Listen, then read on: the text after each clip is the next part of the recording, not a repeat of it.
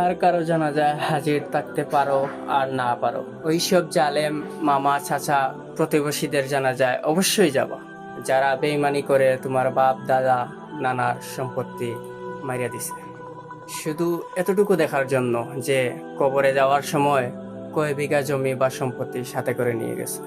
বাবারে, আরেকজনের হকের জমি মেরে দিছো নিজের সন্তানদের বুক বিলাসিতার জন্য।